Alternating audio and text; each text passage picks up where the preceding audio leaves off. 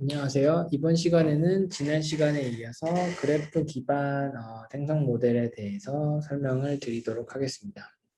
이 강의에서 설명드릴 그래프 모델은 두 가지입니다. 하나는 이제 분자 골격 기반 그래프 생성 모델이고요. 하나는 이제 3D 링커를 설계하는 생성 모델입니다.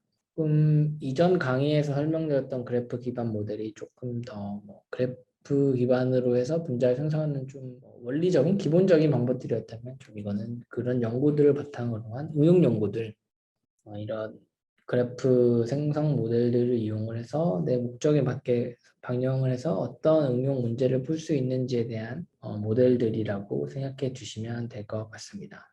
먼저 분자 골격 기반 그래프 생성 모델을 말씀드리기에 앞서 우선 이것을 왜 했는지, 왜 이제 이런 모델이 나오는지에 대해서 먼저 설명을 드리도록 하겠습니다. 이제 그거를 위해서 이제 실제 신약 개발에서 어떤 일들이 이루어지는지에 대해서 좀 설명을 드리면, 어떤 신약 개발할 때 어떤 초기 물질을 찾게 됩니다. 그러면 이 초기 물질을 이 핵심 골격 부분을 유지한 채로 다른 부분을 추가해서 좀 더 나은 분자를 만들게 되는데요. 이런 힛 컴파운드가 있으면 이제 이쪽 부분을 이 부분을 유지한 상태로 이 부분을 추가해서 좀 더 내 타겟에 대해서 활성이 강한 분자를 디자인하게 됩니다. 그리고 또 이제 그 PKC하고 ABL에 둘 다 이제 강한 결합을 할 수 있는 분자를 이쪽에 대해서 모디피케이션을 해서 또 만들어내야 되고요. 또 우리 몸에 들어가서 이제 하이드롤리시스가 되면 안 되기 때문에 이쪽을 또 변형을 해가지고 새로운 분자를 만들게 됩니다. 그다음에 또 컨포머 리스트릭션을 걸기 위해서 뭐 이쪽에다가 분자를 추가하기도 하고요. 좀 용해도를 높이기 위해서 이 분자를 추가해서 이 부분에 추가해서 새로운 분자를 만들게 됩니다. 이게 이제 우리가 예전에 이제 기적의 항암제라고 불렀던 글리백이 이제 분자를 디자인한 과정인데요. 실제로 어떤 분자를 디자인할 때 그냥 원샷으로 사람이 딱 이 분자가 좋겠어. 내가 원하는 약효를 나타낼 거야. 원샷으로 그냥 한 번에 탁 만들면 좋겠지만 그런 경우는 사실 거의 없습니다. 좀 약물이라는 게 굉장히 많은 물성을 동시에 만족시켜야 되고 굉장히 많은 테스트를 통과해야 되기 때문에 원샷으로 한 번에 만드는 거는 뭐 사실상 불가능하다라고 생각이 드는데요. 오히려 보다 이제 좀 더 많이 사용되는 어프로치들은 어떤 키 모ie티를 중심에 두고 나머지 부분을 변경해 나가는 겁니다. 이 글리백을 디자인하는 게 그걸 굉장히 잘 보여주는 예라고 생각이 듭니다. 보시면 또 힛 컴파운드의 그 골격을 유지한 채로 다른 부분을 만들어지게 되는 거죠. 즉 두 가지가 필요합니다. 내가 원하는 골격을 유지한 채로 다른 부분을 옵티마이즈해서 분자를 만들게 되는 이런 것들이 실제 신약 개발 과정에 대해서는 더 많이 이루어지고 좀 더 유용하기 때문에 이런 신약 개발의 특징을 반영할 수 있는 분자 모델이 필요하게 됩니다. 물론 이제 분자 골격 기반 그래프 생성 모델 이전에도 분자의 어떤 유사한 분자를 만들어낼 수 있는 모델은 있었습니다. 근데 이런 모델이 하는 거는 기본적으로 분자의 어떤 내가 원하는 골격을 조절하는 게 아니라 이제 유사한 분자를 만들게 되는 거죠. 이게 굉장히 다른 건데 이제 골격을 유지한다는 거는 이 부분을 유지하면서 이 부분을 바꾸는 거고 유사한 분자는 그냥 전체적으로 어떤 유사한 주로 시밀러리티가 유사한 분자를 만들어내게 되는 거죠. 즉 내가 바꾸고 싶지 않은 부분이 유사도를 조절하면 바뀔 수가 있습니다. 신약 개발에 대해서 우리가 어떤 분석을 해가면서 웨셔널에 따라서 분자 디자인할 때 이 부분은 바뀌지 원하지 않기 때문에 이런 유사도를 조절하는 방법은 저희가 신약 개발을 하기 위한 그 목적을 다 달성할 수는 없습니다. 유사도는 어떻게 조절하냐면 첫 번째 강의에서 설명을 드렸었는데 어떤 주로 사용되는 방법은 레이턴트 스페이스에서 어떤 내가 레퍼런스 분자 유사도 이 레퍼런스 분자에 대해서 유사도를 조절하고 싶을 때 이 레퍼런스 분자를 가운데 두고 요 반경에서 요 주위 레이턴트 스페이스를 서치해서 새로운 분자를 찾으면 자꾸 디코딩하게 되면 원본 분자와 유사하게 됩니다. 말씀드렸는데 이러한 방법은 스캐포드를 조절할 수는 없습니다. 그래서 이제 스캐포드를 익스플리시트하게 조절할 수 있는 그런 방법이 필요합니다. 이런 것처럼 이런 스캐포드가 있을 때 이 부분은 여기 그대로 있고 나머지 부분이 바뀌는 이런 모델들이 굉장히 중요하게 됩니다.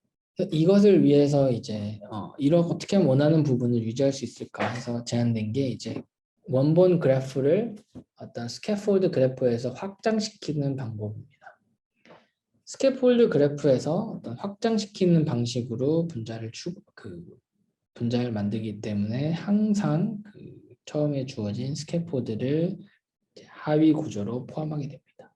이렇게 되면 생성된 분자들이 포함하지 않게 될 수가 없겠죠. 왜냐하면 스캐포드에서 추가해 나갔으니까.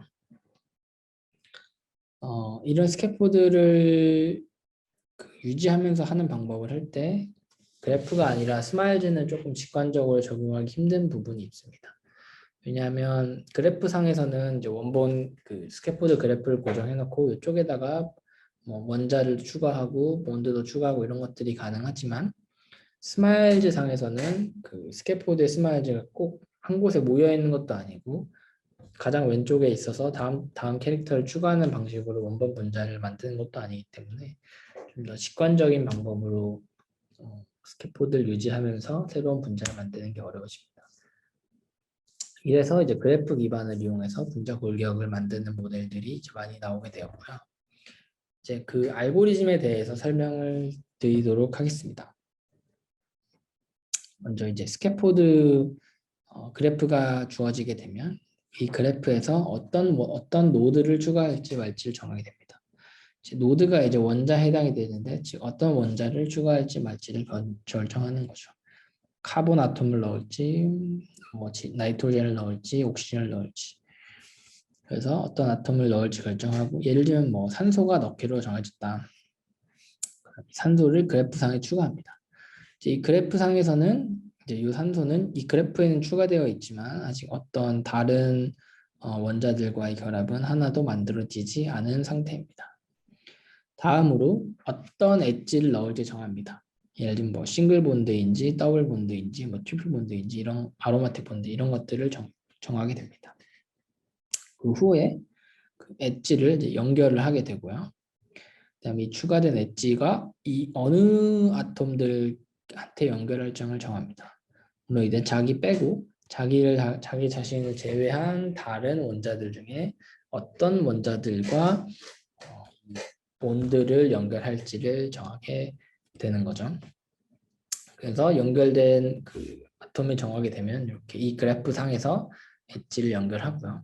그러면 1번 그래프에서 1번에서 시작을 해서 4번까지 하면 새로운 원자가 추가가 됐고 이 원자가 기존의 그래프와도 연결이 되어 있습니다. 그럼 이 과정을 쭉쭉쭉 반복을 하게 됩니다. 그러면 새로운 원자가 들어오고 이 원자의 화학 결합이 추가되고 이 화학 결합이 상대편 원자가 추가가 되고 이 과정을 계속 반복하게 되면 새로운 그래프가 만들어지겠죠. 그러다가 어느 순간 이제 노드를 추가하는 게 아니라 어떤 노드를 추가할래 해서 어떤 터미네이션 사인이 나오게 되면 이렇게 분자를 생성하는 과정을 종료하게 됩니다. 그러면 최종적으로 생성된 분자는 항상 이 이니셜로 시작된 그래프를 포함하게 되는 거죠. 여기서 예를 보면 이제 요만큼이 전체 분자면 요만큼이 스캐포드를 항상 포함하고 있게 됩니다. 또 이런 방식의 장점은 이제 스캐포드의 정의에 상관없이 어떤 스캐포드인지 간에 내가 사용할 수 있다라는 장점이 있습니다. 요거를 좀 더 아키텍처 측면에서 보면 먼저 학습할 때는 이제 두 개의 그래프, 여기 이제 원본 분자이고요. 이 원본 분자의 스캐포드 그래프를 인풋으로 받습니다. 그다음 추가적으로 뭐 만약에 내가 어떤 물성을 조절하고 싶다 그런 경우에는 물성 정보 역시 인풋으로 받게 됩니다. 그럼 이제 원본 그래프와 이제 스캐포드 그래프를 둘 다 인베딩을 하게 됩니다. 어떤 벡터로 그래프 뉴런 네트워크를 통해서 인베딩을 하게 되고요. 그리고 이 인베딩된 벡터 같은 경우를 해서 리파라마이제이션 트릭으로 벡터를 하나 샘플링을 하게 되고요. 그러면 이 스캐폴드 그래프하고 이 그 원본 그래프 인베딩 벡터 이용을 해서 원래 분자를 복원하게 됩니다. 요 벡터에 원본 분자의 정보가 있으니 이 정보하고 이 스캐폴드를 이용을 해서 새로운 분자를 만들게 되는 거죠. 이 두 개가 디코더의 인풋으로 들어가고요. 그럼 디코더에서는 아까 말씀드린 대로 노드를 추가하냐? 그다음 추가하게 되면 노드를 이니셜라이즈 하게 되고요. 엣지를 추가하게 되냐? 엣지를 추가할 때 이제 한 노드가 여러 개의 엣지와 결합을 할 수 있기 때문에 엣지를 추가하는 사인이 멈춰라, 엣지 추가를 멈춰라가 나올 때까지 반복하게 되고, 그다음에 엣지를 추가하면 이제 셀렉트 노드 어떤 엣지를 연결할지 정하고, 그 다음에 엣지를 이니셜라이즈를 시키게 됩니다. 이 과정을 반복을 해서 원본 분자를 학습할 때는 복원하도록 그런 학습 과정에서는 그 오브젝티브에 따라서 모델이 학습이 되고요. 우리의 분자를 생성할 때는 이 디코더만 떼고 어떤 스캐포드는 내가 인풋으로 주고요. 그다음 그 원본 분자를 담고 있는 정보는 랜덤하게 샘플링을 해서 프라이어의 확률 분포에 따라 샘플링을 해서 디코더에 넣어서 분자를 만들게 됩니다. 결과 부분을 살펴보면 대부분의 이제 분자 생성 모델을 하는 것처럼 밸리디티, 유니크니스, 노블티를 보게 되는데요. 밸리디티는 뭐 이 정도 성능을 보이게 되고, 유니크니스는 한 85%, 80% 중반 정도, 노블티는 90% 후반 정도의 성능을 보여주게 됩니다. 이 유니크니스가 조금 낮을 수 있는 이유는 이제 기존의 분자 생성 모델은 이제 스캐폴드를 정해놓고 하는 게 아니라 처음부터 무에서 시작하기 때문에 조금 더 자유도가 높겠죠. 반면에 이제 스캐폴드 골격 기반 같은 경우는 어떤 골격을 정해놓고 분자를 생성하니까 조금 더 자유도가 줄어들어서 유니크니스가 줄어드는 것을 알 수가 있습니다. 그다음 생성된 분자들의 물성 분포도 살펴볼 필요가 있는데요. 여기를 보시면 분자량 같은 경우는 이 빨간 선이 트레인 학습셋에 있는 분포입니다. 그리고 요 이제 덴시티들이 생성된 분자들의 몰레큘러 웨이트 분포인데 이 센터 값이 내가 생성을 할 때 지정한 값이고요. 보시면 이제 생성된 분자들이 내가 지정해 놓은 값에 따라서 굉장히 탁 중심에 자리하고 있는 것을 알 수가 있습니다. PSA하고 로우피도 마찬가지로 빨간 선이 학습할 때 사용한 데이터의 물성 분포인데요. 이 생성된 이제 분자들 분포를 보면 지정해 준 값을 중심으로 잘 이제 위치하는 것을 알 수가 있습니다. 이런 결과는 기존에도 많이 보여줬는데 이게 특히 의미 있는 경우는 이제 스캐폴드 기반의 분자 생성 같은 경우는 스캐폴드가 픽스되어 있습니다. 그렇기 때문에 주변에 어떤 모디피케이션을 해서 내가 원하는 물성을 달성할 수 있는 자유도가 좀 낮아지는데요. 자유도가 낮음에도 불구하고 주변을 적절히 모디피케이션해서 성공적으로 내가 원하는 물성을 갖는 분자를 만들 수 있었다는 점에서 기존 모델과 다르게 의의가 조금 있습니다. 다음으로 이제 이 스캐폴드가 과연 학습셋을 외운 거냐 아니면 학습셋을 외우지 않은 거냐 그거에 대해 조금 판별해 봐야 되는데요. 즉 내가 이 모델을 만든 이유는 학습에 사용한 스캐폴드뿐만 아니라 어떤 제너럴하게 어떤 스캐폴드가 들어왔을 때 이걸 잘 작동하길 원하는 거잖아요. 그래서 이 세 경우에 대해서 학습할 때 사용한 스캐폴드, 학습할 때 사용하지 않은 스캐폴드 두 개로 나눠서 성능을 비교해 봤습니다. 이 밸리디티는 이제 아까 본 것과 똑같은 거고요. 보시면 이 두 값이 그 학습할 때 사용한 것과 사용하지 않은 것의 차이가 거의 없는 것을 볼 수가 있습니다. 이건 1% 정도. 이 말은 이제 이 모델이 그 새로운 스캐폴드가 들어와도 학습할 때 보지 않은 스캐폴드가 들어와도 잘 작동한다는 것을 의미하고요. 유니크니스 역시 조금 5% 정도 떨어지긴 하지만 큰 차이가 없는 것을 알 수가 있습니다. 또 물성 같은 것도 보면 MAD가 이제 내가 타겟으로 지정해준 값과 이제 생성된 값들의 이제 물성 차이가 평균적으로 얼마 정도 되어 있는데 보면은 이제 거의 학습한 것과 학습할 때 사용한 스캐폴드와 사용하지 않은 스캐폴드의 차이가 없는 것을 알 수가 있습니다. 이 결과의 의미는 이 딥러닝 모델이 어떤 스캐폴드를 외운 것이 아니라 일반적으로 스캐포드하고 추가되어야 할 작용기들의 상관관계를 학습한 것을 알 수가 있습니다. 그다음에 신약 개발 같은 경우는 첫 번째 강의에서 보여드린 것처럼 여러 가지 물성을 동시에 만족시킬 필요가 있는데요. 그래서 여러 가지 물성을 동시에 조절할 수 있는지에 대해서 해봤습니다.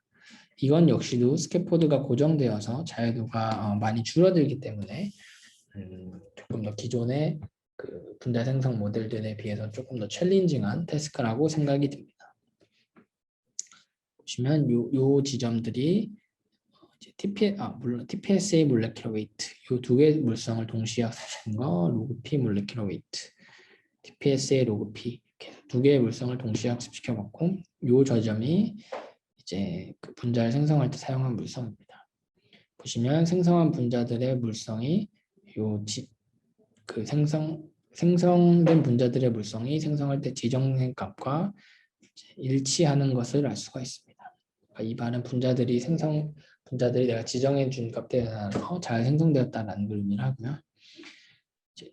이제 몰레큘러 웨이트 로그 P의 경우도 마찬가지고 TPSA하고 로그 P도 마찬가지입니다. 다만 이제 TPSA하고 로그 P 같은 경우는 조금 상대적으로 물성 조절이 잘 안 되는데 그 이유는 TPSA하고 로그 P 자체가 내추럴한 상극관계가 있어서 이 두 개를 완전히 프리하게 조절하기는 힘들기 때문입니다. 두 개뿐만 아니라 이제 세 개 역시 세 개를 조절할 수 있는지도 테스트 해봤는데요. 보시면 그 생성된 분자들이 이렇게 뭉쳐져 있는 걸 알 수가 있죠. 이 말은 생성된 분자들의 물성이 생성할 때 지정해준 값과 유사한 걸 알 수가 있고 지정해준 값에 따라서 분자가 생성되는 것을 알 수가 있습니다. 다음으로 이제 몰레큘러 웨이트 로그 P TPSA도 신약 개발 후보 물질이 만족해야 될 물성이지만 좀 더 앞단계에서 만족해야 되는 건 포텐시인데요. 포텐시를 똑같이 앞에 모델에 적용할 수도 있지만 한 가지 문제점이 있는데요. 그건 이제 로그 P나 몰레큘러 웨이트 TPSA는 이제 데이터가 많기 때문에 모델을 충분히 잘 학습시킬 수가 있습니다. 하지만 포텐시 같은 경우는 데이터가 부족한 경우들이 많은데요. 예를 들면 EGFR 같은 경우는 굉장히 스터디가 많이 되어 있고 잘 알려진 타겟임에도 불구하고 데이터가 한 10,000개에서 20,000개 정도 됩니다. 그것들도 굉장히 유사한 분자들이 많아서 유사도를 고려해서 클러스터링을 하게 되면 실제 유효한 개수는 더 줄어들게 됩니다. 데이터가 부족한 문제를 좀 보완하기 위한 방법이 필요한데요. 그런 방법들 중에 하나가 준지도학습입니다. 머신 딥러닝이라 하는 것들이 결국 어떤 디멘전 상에서 바운더리를 만들어 주는 건데요. 저 왼쪽이 우리가 이제 슈퍼바이즈 러닝이라고 생각하면 슈퍼바이즈 러닝은 이렇게 레이블이 달려 있습니다. 이제 레이블이 색깔인데요. 그럼 이걸 보고 이렇게 간격을 나눠줄 수가 있습니다. 반면에 세미 슈퍼바이즈 러닝은 뭐냐? 일단 소규모의 학습 사용 그 레이블 데이터와 대량의 레이블이 되어 있지 않은 데이터입니다. 그러면 이렇게 만약에 그려져 있다. 그러면 이런 것들은 레이블이 되어 있지 않지만 이렇게 그을 수가 있겠죠. 만약에 이 색깔이 칠해지지 않은 점들이 없었으면 아마 이 선을 다르게 그었을 겁니다. 이런 것처럼 준지도학습은 소규모의 레이블 데이터와 대량의 언레이블 데이터를 사용을 해서 레이블드 데이터만 있을 때에 비해서 성능을 향상시키는 방법을 말합니다. 이 모델을 이용을 해서 포텐시 높이는 과제에서 데이터 부족 문제를 어느 정도 해결을 해보려고 했습니다. 이거를 조금 더 화학적인 언어로 바꿔서 얘기를 해보면 언레이블 데이터로는 딥러닝 모델이 화학 규칙을 학습한다라고 해석을 해볼 수가 있고 레이블드 데이터에는 이제 구조하고 활성의 관계를 학습한다고 할 수가 있습니다. 이걸 이용해서 새로운 활성이 높은 분자를 디자인할 수 있게 되는 거죠. 그래서 인풋으로 사용한 스캐포드는 ICPT가 1마이크로몰 이상인 스캐포드를 출발 물질로 했고 타겟 물성은 10나노몰 100배 정도 향상된 물질을 생성할 수 있도록 했습니다. 파란색 분포가 스캐포드의 활성 분포인데요.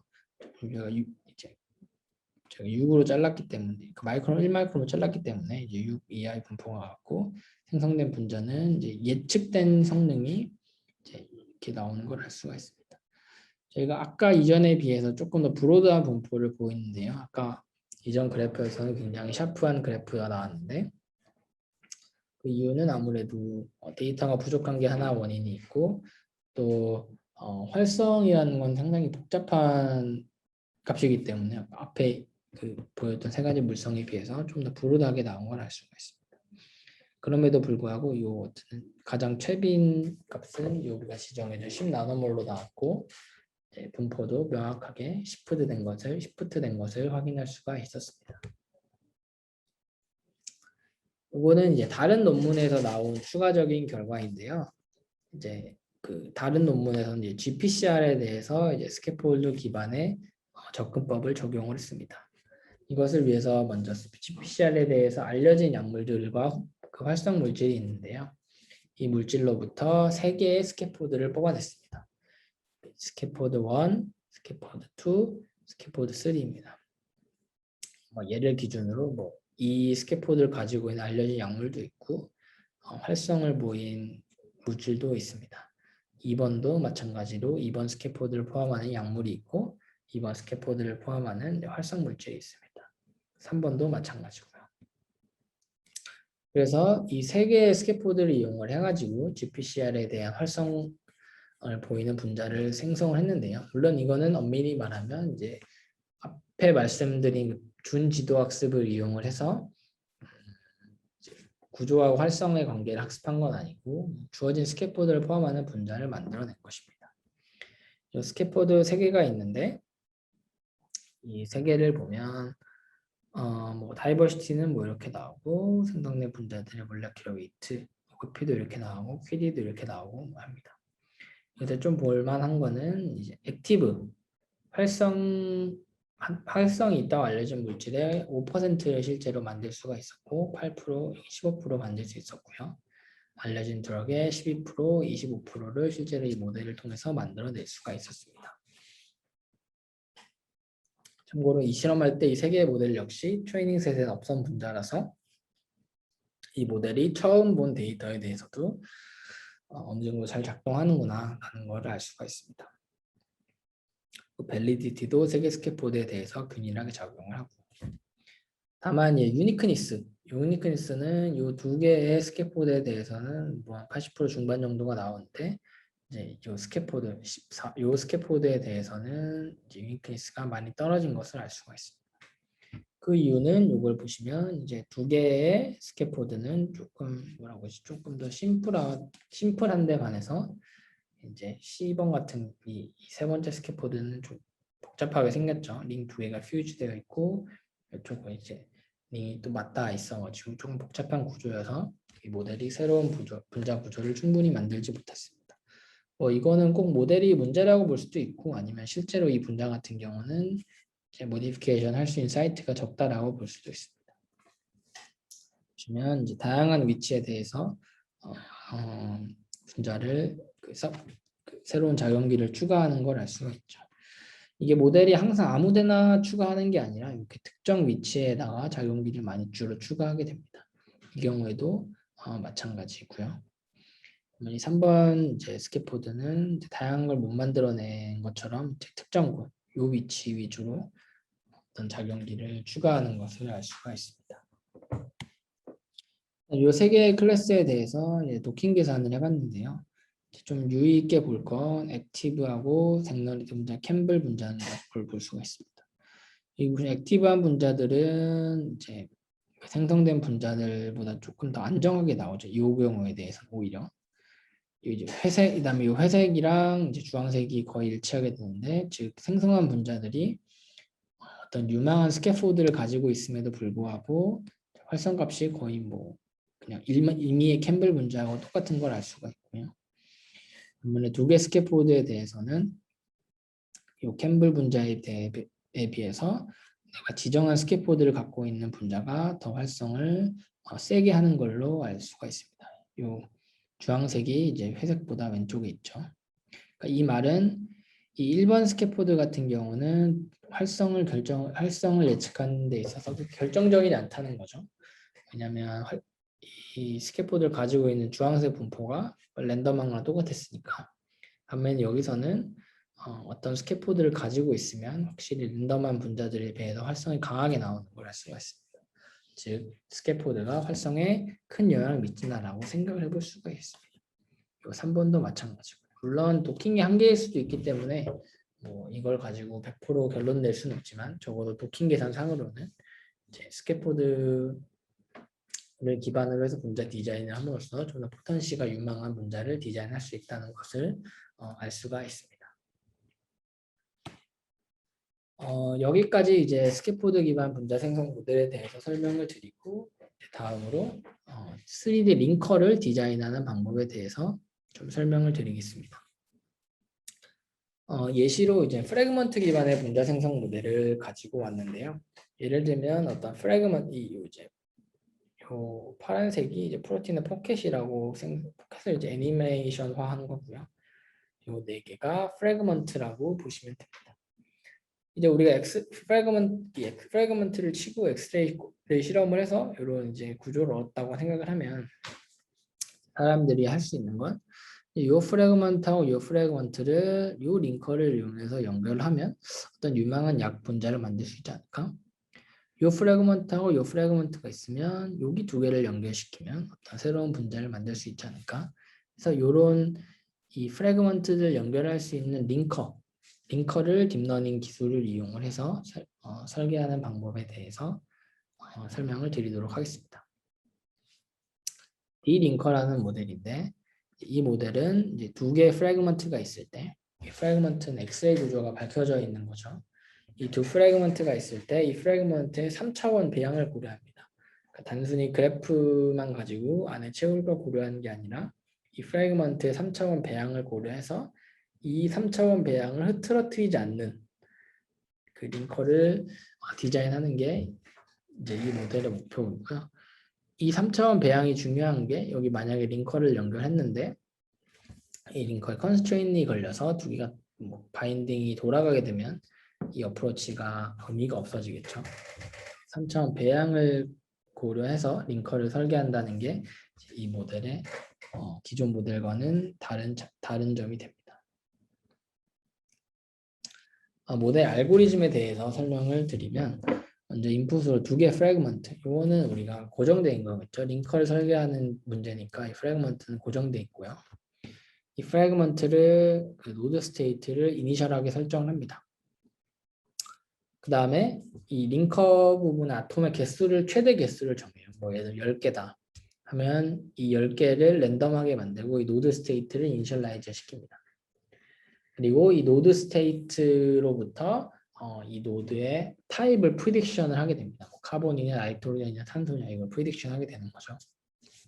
이렇게 되면 아톰 개수가 정해지고 링커가 아톰 개수하고 이 아톰이 그래프에 추가가 되고 링커 그래프가 있습니다. 이 아톰 개수를 이제 이렇게 최대 개수를 제한하는 데 장점은 이제 내가 보통은 사전 지식에 따라서 이 링커의 길이나 뭐 어느 정도 설정할 수가 있습니다. 그거에 따라서 이 링커의 적절한 개수를 링커의 아톰 개수를 조절함으로써 좀 더 신뢰도 있는 링커를 설계할 수가 있게 됩니다. 이렇게 아톰이 추가된 뒤로는 엣지를 고르게 되고요. 즉 어느 아톰 길이를 연결해야 할지를 고르게 되고요. 이런 걸 할 때는 다 3차원 정보를 고려한 3차원 정보가 배양돼 가리하고 각도가 들어간 정보를 이용해서 고르게 됩니다. 그 다음에 연결할 엣지를 고른 다음에는 이 엣지가 어떤 결합이냐 더블 본이냐 싱글 본이냐 이런 결정을 하게 되고요.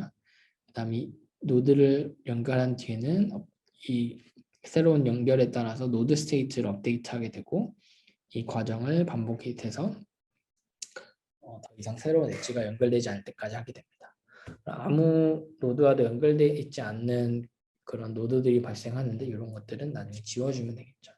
그러면 최종적으로 요 프래그먼트 두 개하고 요 링커 호강 링커가 만들어지게 됩니다.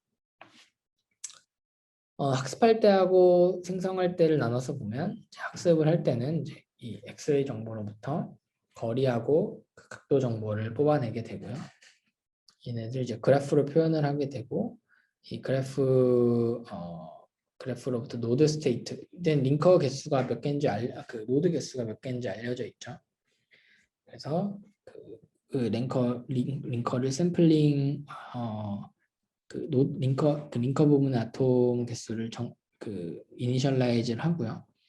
그다음에 이때는 이제 프래그먼트만 이용해서 하고, 그다음에 링크드 몰레큘 여기는 프래그먼트까지 있습니다. 이걸 쭈루루룩 해서 어떤 벡터 하나를 만들어내게 되고, 이제 이 정보가 이 링커의 정보를 담고 있는 거죠. 그러면 이 정보로부터 어떤 링커가 만들어야 되는지를 디코더가 학습을 하게 됩니다. 제너레이션 할 때는 이제 뭐 당연히 완성된 분자의 정보가 없을 테니까 이 완성된 정보를 가지고 있는 벡터를 랜덤하게 샘플링을 하고 이 정보를 이용을 해서 디코딩을 해서 그 링커들의 후보를 만들어내게 됩니다. 결과들에서 말씀을 드리겠습니다. 먼저 이 거리하고 각도 정보가 충분히 반영이 되는가에 대해서 테스트를 해봤는데요. 이게 중요한 이유는 두 개의 그래프를 그냥 이미 이어준 링커가 우리는 필요한 게 아니라 어떤 거리하고 각도 정보를 충분히 잘 반영할 수 있는 모델이 필요하기 때문입니다. 그래서 여기를 보시면 만약에 실제로 우리가 그 올소의 링커가 만약 올소인 우리가 어떤 분자가 있으면 그 분자의 가운데 부분을 떼어내면 그게 트루 링커잖아요. 그 부분이 올소일 때는 뭐 당연히 각도와 거리가 올소에 맞게 설정되어 있겠죠. 이 경우에는 실제로 추가되는 그 분자들 역시 올소인 경우가 91%였고요. 그다음에 트루 분자가 메타인 경우에는 추가된 분자들도 메타였고, 파라인 경우에는 생성된 분자 파라인 걸 알 수가 있습니다. 즉 이거는 어떤 각도 프래그먼트하고 두 프래그먼트 사이의 거리와 각도에 따라서 어떤 추가되는 링커가 달라진다는 걸 의미를 하고, 이는 이 모델이 거리와 각도 정보를 학습했다라는 것을 의미하겠죠. 그래서 실제 과제에 대해서 이걸 적용해 봤는데요. 그러니까 이제 3ARP라는 PDB 아이디가 있습니다. 이게 이제 리간드인데요.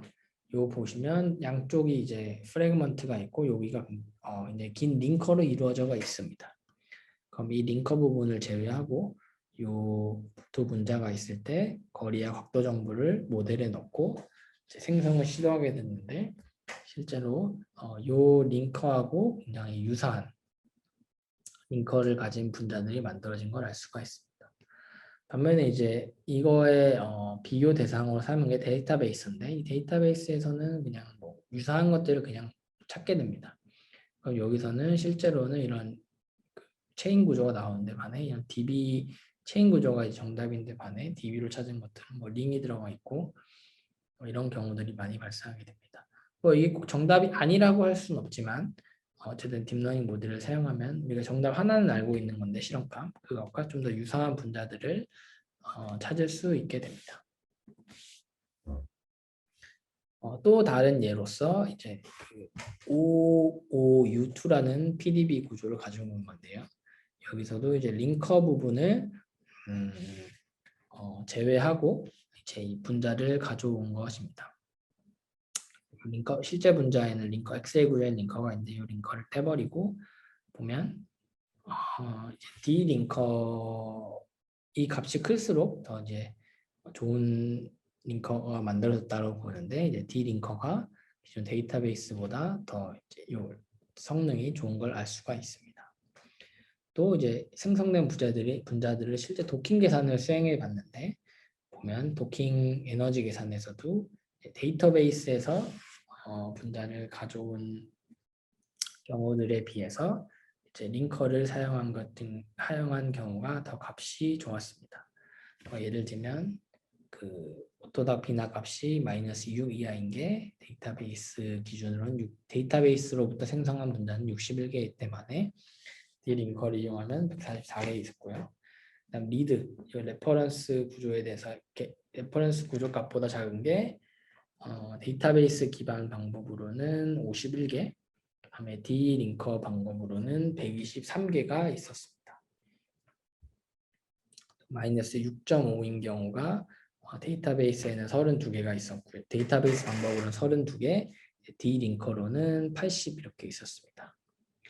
그다음 비나 스코어가 마이너스 7 이하인 거는 데이터베이스에는 14개, D-링커 기준은 31개가 있었습니다.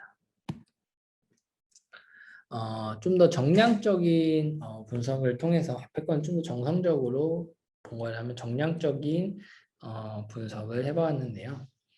이 결과를 보시면 이제 세 개의 데이터셋 징크, 카스프 그리고 카스프 중에서 링커 아톰의 개수가 5개보다 많은 경우 이렇게 세 가지 나눠서 정량적인 분석을 해보았습니다. SC 알디킷 몰레큘, SC 알디킷 프래그먼트 그리고 RMSD 이렇게 있는데 SC 알디킷은 그 실제 디자인한 분자하고 그 레퍼런스로 알고 있는 엑스레이 구조가 3차원 구조가 얼마나 유사한지를 본 겁니다. 이 유사도는 어떻게 계산하냐면 그러니까 생성한 분자들 같은 경우는 2D상으로 그래프를 연결해서 생성했기 때문에 3차원 정보가 없는데요. 그래서 생성한 분자들의 경우는 이제 그 컨포머를 여러 개 만들어내고 이 여러 개 만들어낸 컨포머를 얼라인을 시킵니다. 그 엑스레이 구조에다가 그럼 얼라인이 잘 되면 이 스코어가 높은 거고요. 얼라인이 잘 안 되면 이 스코어가 낮습니다. 그럼 이 스코어가 높다는 건 뭘 의미하냐? 실제 엑스레이 구조하고 생성한 분자들의 컨포머가 비슷하다는 거고 실제 실험을 하면 이제 그 포켓에 잘 들어간다라는 걸 의미해요. 잘 들어갈 것이라고 생각을 할 수가 있습니다. 이 몰레큘은 얼라인 할 때 생성된 원래 오리지널 프래그먼트하고 링커를 둘 다 이용해서 얼라인 한 경우고 두 번째는 프래그먼트 부분만 이용한 것입니다. 즉 프래그먼트 부분의 컨포머가 프래그먼트 부분의 그 컨포메이션이라고 할까요? 이게 얼마나 달라지는 링커에 따라서 링커가 추가됨에 따라서 이 프래그먼트 부분이 얼마나 달라졌느냐를 본 것인데요. 징크 같은 경우는 데이터베이스에 비해서 D-링커 이 모델의 성능이 좋고요. 카스프도 마찬가지고 그 카스프 데이터 중에서 링커 아톰이 5개보다 많은 경우도 비슷한 결과를 보여줍니다. 그리고 이 프래그먼트 부분 전체도 중요하지만 이 프래그먼트가 얼마나 바뀌지 않느냐도 굉장히 중요한 부분인데요. 이 부분만 따로 봤을 때도 이제 D-링커가 데이터베이스 방법보다 좋은 결과를 보여주는 걸 알 수가 있습니다. 카스프하고 카스프 라지라고 부르겠습니다. 카스프 라지에 비해서도 동일하고요.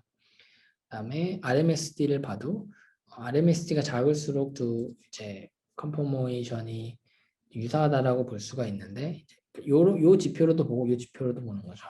그러면 RMSD 역시도 D-링커가 데이터베이스 방법보다 좀 더 실험으로 사용할 레퍼런스 구조에 가까운 것을 알 수가 있습니다. 다음으로 이제 스캐폴드 호핑이라는 문제에 이 모델을 적용을 했는데요. 예를 들면 이제 이렇게 엑스레이 구조가 있습니다. 이 엑스레이 구조에서 요 링컵 요 중앙 부분을 찾게 되는 건데요. 이제 인다졸 구조와 아미노파이라졸이라는 요 링커 부분이 실험으로 알려진 구조입니다. 그리고 이제 이 딥러닝 모델 이용해서 이 링커 부분을 잘라내고 새로운 링커를 디자인해 봤는데요. 그 결과 이 링커 부분에 기존에는 보고되지 않았던 새로운 링커를 찾을 수 있었습니다. 이제 몰코 스캐폴드를 보면 실험으로 검증된 건 이렇게 됐고 새로 찾은 것들은 이렇게 되어 있습니다. 그리고 이렇게 찾은 링커들로 만든 분자를 봤을 때 기존에 실험으로 알려진 엑셀 구조들과도 굉장히 잘 얼라인이 된 것으로 봐서 이 모델이 실제로 굉장히 유사한 분자를 잘 만들어낸다라고 얘기를 할 수가 있습니다. 마지막으로 이제 프로탁 문제에 대해서 이 방법을 적용을 했는데요. 이제 두 개의 이제 프로틴이 있고 프래그먼트 한쪽이 요쪽에 붙고 프래그먼트 다른 그 두 번째 프래그먼트가 여기에 있으면 요 사이를 이어주는 링커를 찾는 게 이 과제의 요 프로젝트의 목적입니다. 그래서 이 두 개의 프래그먼트는 이제 실험으로 알려져 있고요. 요 프로탑, 요 링커 부분도 두 개가 알려져 있었습니다. 그래서 이 모델을 이용해서 이 두 개를 연결해 줄 수 있는 링커를 찾는다고 했을 때 이제 기존에 보고되지 않았던 새로운 링커 3개를 찾을 수가 있었고요. 이 링커 3개로 만든 분자들을 얼라인 시켜봤을 때 실제 분자와 굉장히 유사하게 두 분자가 굉장히 명확하게 얼라인 된 것을 확인할 수가 있었습니다. 또 이 분자를 얼라인 시켜보고 도킹 계산해서 실제로 바인딩을 계산해 봤을 때도 엑스레이 구조와 굉장히 실제 알려진 프로탑 그 링커와 에너지 바인딩 에너지가 유사한 것을 알 수가 있었습니다. 여기까지 이제 그래프 제너러티브 모델을 이용한 두 가지 좀 어플리케이션을 살펴봤고요. 스마일즈 방법들도 뭐 이런 어플리케이션 불가능한 건 아닌데요. 이전 강의에서 말한 것처럼 스마일즈보단 그래프가 좀 더 분자를 내추럴하게 자연 상태로 표현할 수가 있기 때문에 다양한 어플리케이션에 좀 더 유연하게 적용할 수 있는 면이 있습니다. 이러한 면이 있어서 최근 어플리케이션들이 그래프 분자 생성 모델 기반으로 많이 개발되고 있습니다. 오늘 강의는 여기까지 마치도록 하고 지금까지 강의를 시청해 주셔서 감사합니다.